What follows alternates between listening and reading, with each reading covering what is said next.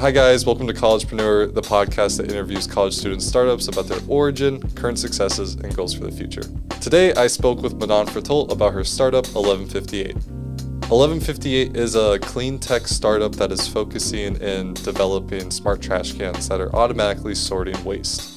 In today's episode, me and Manon discuss her initial inspiration for 1158, how she now manages a team of 12, and her goals for the future with 1158 and their smart trash cans. Enjoy the episode. Welcome, Manon. Thanks for coming on to Collegepreneur today. Thank you so much for having me. Yeah, how are you doing today? Good. It's a cold day, but amazing. Cold and windy. Very windy. Boston. Yeah. Okay, before we get into anything else, could you tell me the elevator pitch for Of course. 1158? So at 1158, we focus on making the recycling process better. So we are building a smart trash can that uses AI to identify the waste and then sort it in the proper bin. And yeah, this has been a project for 2 years now, and it's a B2B business for now. Awesome. Yeah. And then a direct follow-up to that, what would you say your personal connection or passions are to going into like the sustainability industry or recycling? Yeah, I've always been very interested in sustainability growing up, and then you realize that there's so many issues and you don't know where to start. So I got very discouraged, and then I realized that I could still do something about it, and it's a step-by-step progress, which is why I started looking around with different technologies like AI, and I realized that you could make recycling more efficient, more precise, and also help people, educate them on how to properly recycle.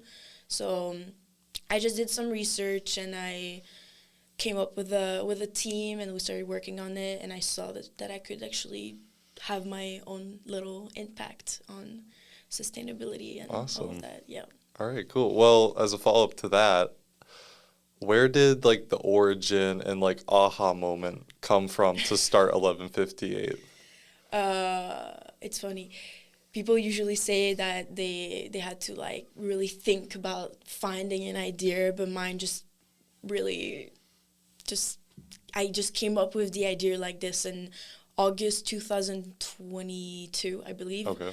I just had gone back from an internship during the summer, and I was thinking about different ideas. I was brainstorming with my dad, and I remember I was giving these very crazy ideas, very crazy, and I was like, oh wait, what about a smart trash can that would like recycle for you? And this is where the idea came from just brainstorming after 2 hours of saying I was not experienced. I didn't know anything about startups before. So, and then I thought it was not that bad of an idea. I started pitching it in September, coming back to university, and I realized that people started being interested.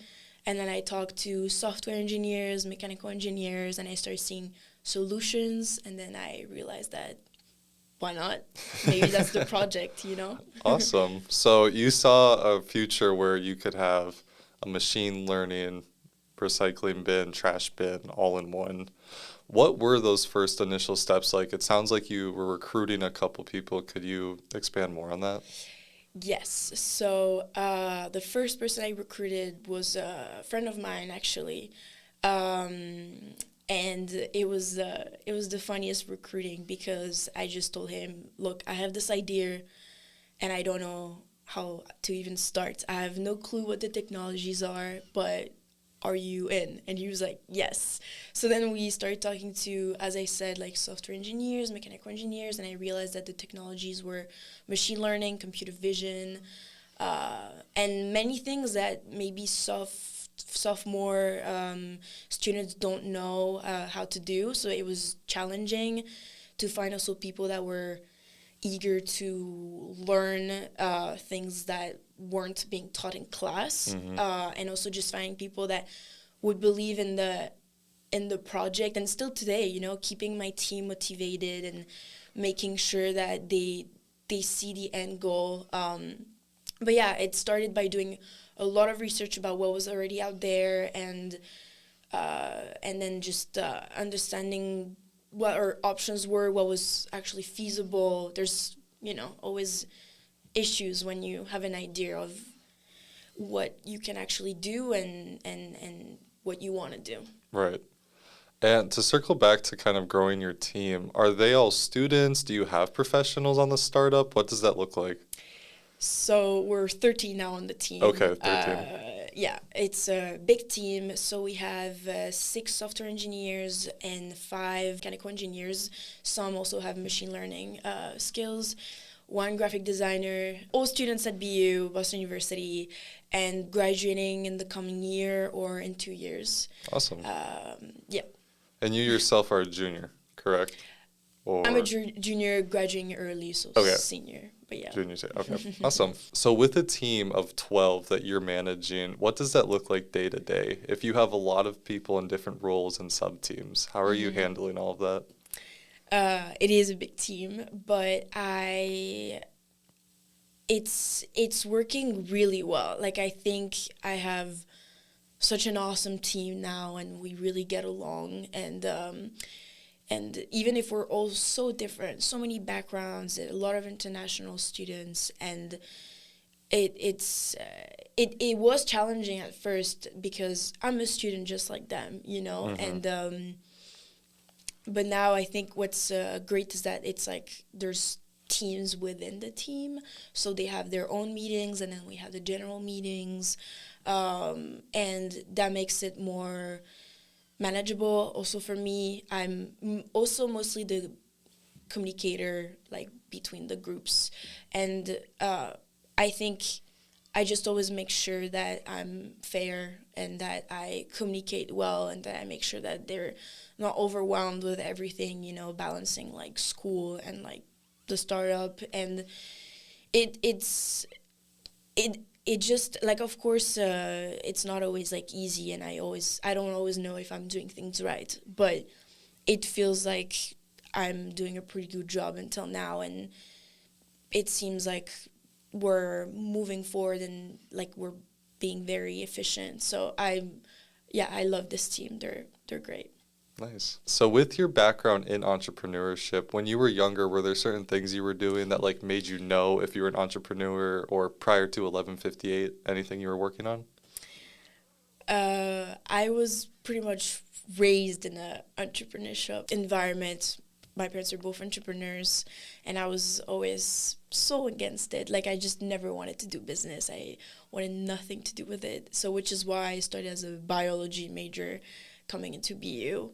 And then I think you can't really escape your natural skills. And I think I just realized I loved networking. I loved meeting people. I loved learning from, like, so many different industries that had nothing to do with my major. And I think that made me realize very quickly that I needed to innovate. I needed to find an idea. I needed to work with different people than me. And it was like a need more than something I wanted to do. And now that I'm doing it, I'm loving it, and it feels right. So Awesome. yeah. So as someone originally from France and then moving to the States early in your life, what has the differences been that you've observed with entrepreneurship? Big difference. I think that from my experience at school in France, entrepreneurship is really not encouraged. You're supposed to fit in and find a job, and it's your life is pretty much like set in stone, right? But then I think when I moved to the U.S., I realized that I could do anything I wanted, you know? Like, I just felt like there were so many options. And even at Boston University, like, they really encourage you, and there's support for you to, like do something about your idea. And I think it was really great to feel the support that I didn't sound crazy wanting to build my startup at 18. And yeah, I think that it was more encouraging to be in the U.S. rather than in France, where you're just supposed to fit in. And that was definitely a culture shock for me. Right. Nice. follow-up to that, as a woman startup founder, what has your experience been like? How's it been different from peers you've observed? I actually haven't faced for now too many judgments or Setbacks, even. yeah. Yeah. No, for now it's been okay. I did have one time I remember someone surprised that I was the founder as a woman with mostly men on my team. And they were like, oh, but you must have a co-founder, male, right? And I was like, no. So that was interesting. I think that's the only time I realized that being a woman entrepreneur could be an issue or could have its problems, but I truly believe that if you work hard, people will see that and they'll be convinced. Right. So At the end of the day, if you're doing something significant, regardless of your background or who you are, yes, you're going to get the respect you need. definitely. Yeah. Awesome. So, Manon, do you have a background in STEM at all, or like, where are your qualifications for leading a startup like 1158?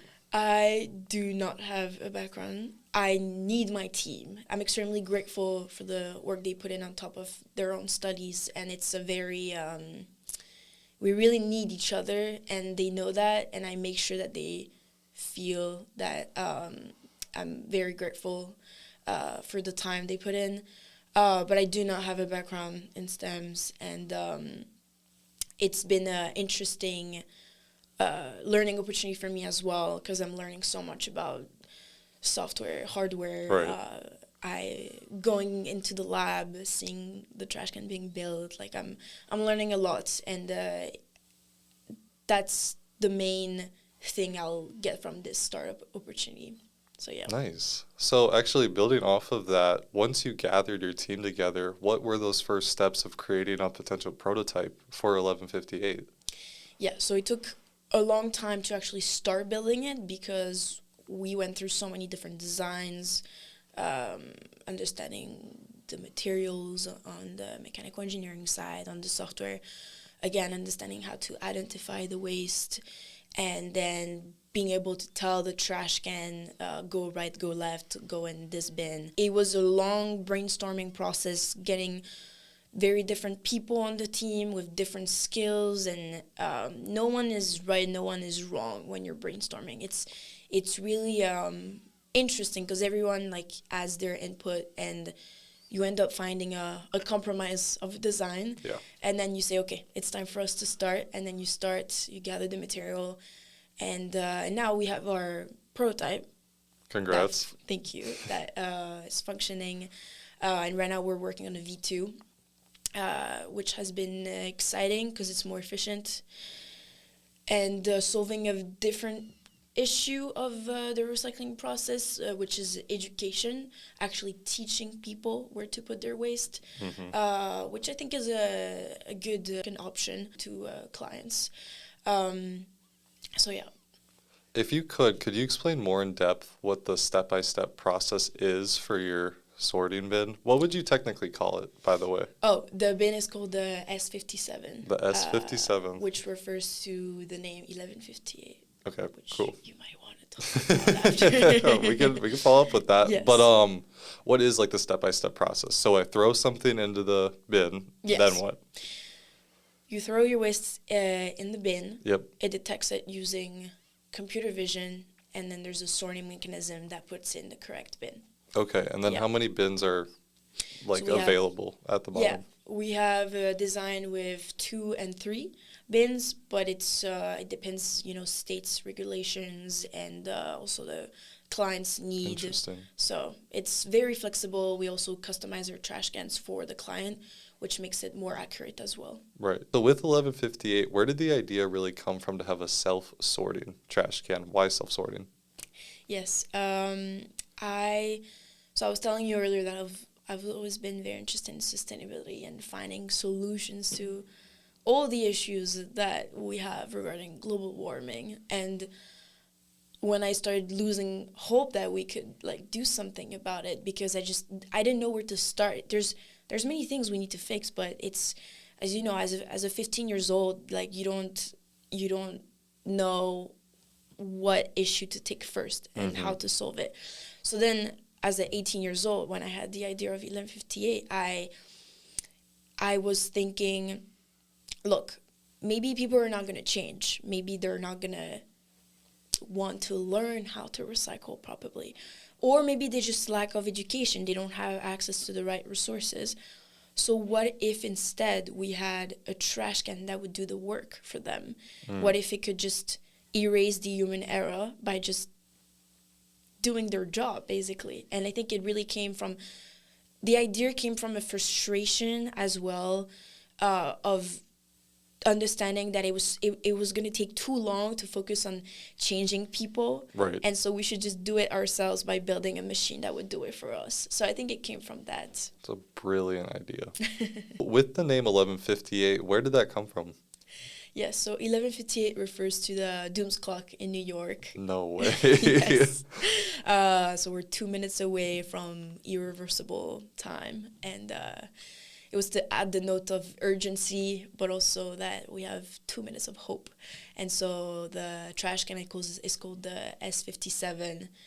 57, we gain 1 minute from 58 by creating something good. That is brilliant. Yes, and S for just sorter. So, yeah, that's awesome. So you mentioned clients. Could you speak more about what that looks like for 1158 right now in terms of who you might be working with, what the process looks like? Yeah, so I've contacted multiple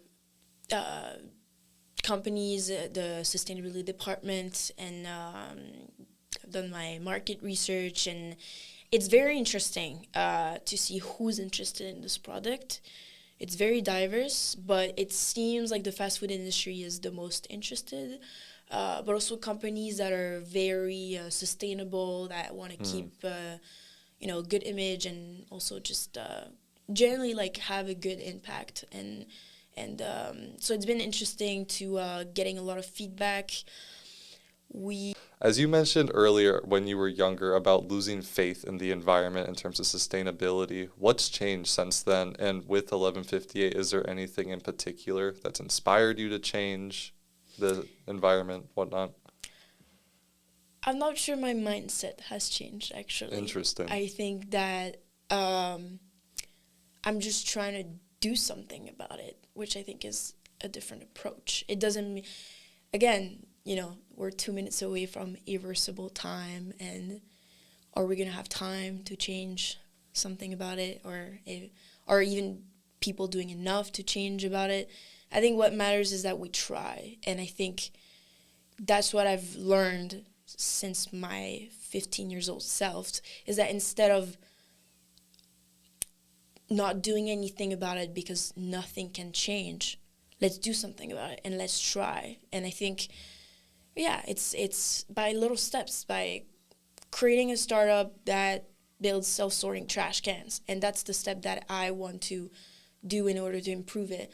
The impact is minor, but at least I'm doing something about it, and that's the different approach, and that's how I think I've grown out of this mentality.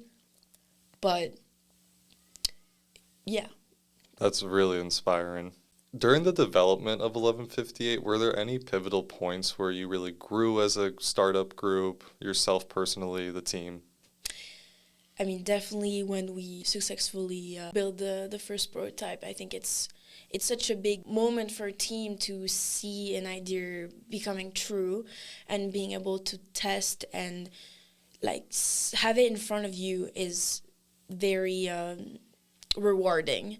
Even if it's not perfect, it's still an achievement. Most people have ideas, but they're not able to actually build what they wanted to. And I think that our work has paid off until now, and it was really rewarding again. And it's going to be even more rewarding when we fix the little things we want to fix. So, yeah. Cool. We have potential partnerships coming up, which is progress, but then it's a slow process because it's hardware. You got to show them functioning prototype that also aesthetically looks good. So it's not, it takes more time than a software or service startup, which can be sometimes like you want things to go faster, but you can't rush it either. So, no, very interesting conversations with companies that I never expected would be interested. So when it comes to the clients that you're working with right now, are you modifying your prototype at all for like specific needs? Yes, no? What's that look like?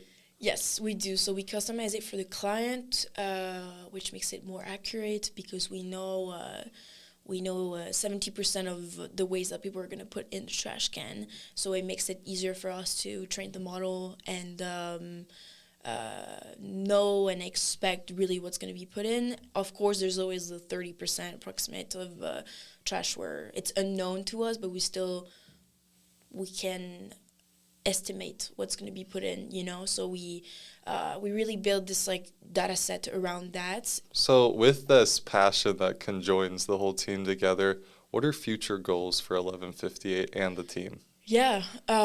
Future goals. So hopefully we're going to be able to raise some money with investors, working on it at the moment. So a long process, but I'm very hopeful and I'm working hard for it as my team is as well. To cut in, what investors specifically? Venture capital, different types of investors? For now, I'm going more towards angel investors. Angel investors? Yes. Okay. But also, participating to grants at BU, all of that. So I think it's going to pay off. All the time we've put in the lab and all of that, I know it's going to pay off. And another step is, improving the version 2, making it very aesthetically look good, faster. You can always improve. And then maybe test it in a public space as well, which would be very interesting. We could gather a lot of data from that. So these are the next few steps in the coming weeks. It's exciting. And then with longer term goals, maybe in a year from now, 2 years from now, 5 years from now, where do you see 1158 or want to see 1158? Definitely secure our first client, sell a few trash cans, and start from there, and then take it step by step. But the longer goals would be securing a client and maybe a whole franchise or a whole company brand. We'll see. Awesome. Within the market of smart trash cans per se, are there any competitors or competition, as that's something that's relatively new? It's very new. There's still some competition out there, of course, but it's we're not that many yet on the market, which is good and bad at the same time, because you can. It's new, right? You're bringing something new to the table, but at the same time, you can't really compare yourself much. But yeah, what we're doing at 1158 is still different from the startups out there. They're mostly startups. And our competitive advantage is that we offer 2 products. As mentioned, one self-sorting and one that focuses more on the education part of recycling. And I think especially the second one is pretty innovative because, it all comes back to people caring about recycling. And I think the second product is an ounce of hope that not only you can do the work for them, but you could also just teach people. And I think some companies are more interested in teaching people and showing them the right habits rather than doing it all for them. So it's a different approach, and I think it just depends on the different needs and wants of companies. Nice. So, yeah. Well, Manon, it's been a great episode with you today. Is there anything you'd like to let the audience know? Be prepared to see my trash can in your favorite fast food restaurant. Oh my gosh. Yes. Expect 1158. And where can people find 1158? LinkedIn, our website, Instagram as well. And we're out there. And everything's just 1158. 1158 or 1158.tech. Awesome. So, yeah. Well, Manon, thank you for the great episode today. Thanks for coming on the Collegepreneur. Have a great rest of your day. Thank you so much.